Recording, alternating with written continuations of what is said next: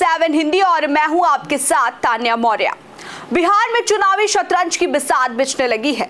NDA और महागठबंधन के बीच लड़ाई में एक और फ्रंट की एंट्री हो चुकी है, जिसकी एंट्री से बिहार के सियासी समीकरण बदले बदले नजर आ रहे हैं। इस तीसरे फ्रंट की एंट्री ने इस बार बिहार के चुनाव में बदलाव की क्रांति ला सकती है।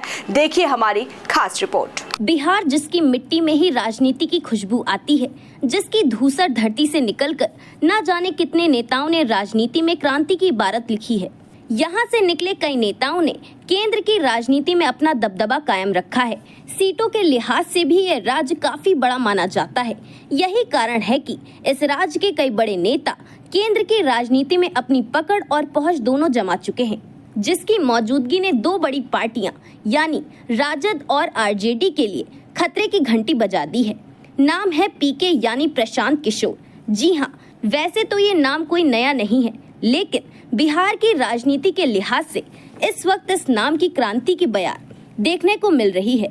जन स्वराज पार्टी के नाम से बनी प्रशांत किशोर की पार्टी को जनता का अच्छा खासा साथ मिलता देखा जा रहा है। जय बिहार की हुंकार, युवाओं पर पूरा फोकस। इस बार बिहार में प्रशांत किशोर कई सियासी दिग्गजों को पैरों तले जमीन खिसका सकते हैं। एनडीए गठबंधन को मालूम है कि प्रशांत किशोर इस बार बड़ा खेल कर सकते हैं। शायद यही कारण है कि एनडीए ने चिराग को आगे करके प्रशांत को बैकफुट पर ढकेलना चाह रही है। पीके और चिराग पासवान दोनों का ही फोकस एक ही वोट बैंक पर है, युवा वोट बैंक।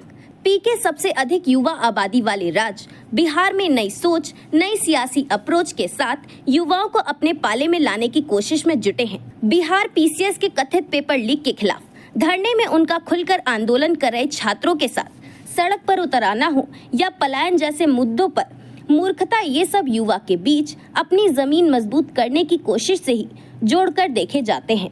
दूसरी तरफ चिराग पासवान एक दशक से अधिक समय से चुनावी राजनीति में है और युवाओं के बीच लोकप्रिय नेताओं में भी गिने जाते हैं।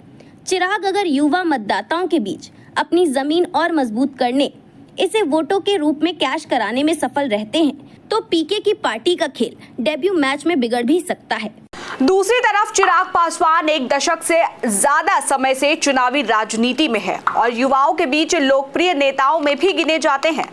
चिराग अगर युवा मतदाताओं के बीच अपनी जमीन को मजबूत करने और इसे वोटों के रूप में कैच कराने में सफल रहे, तो पीके की पार्टी का खेल डेब्यू मैच में भी बिगड़ सकता है। फिलहाल इस वक्त के लिए फिलहाल इतना ही। बने रहिए न्यूज़ 7 हिंदी के साथ।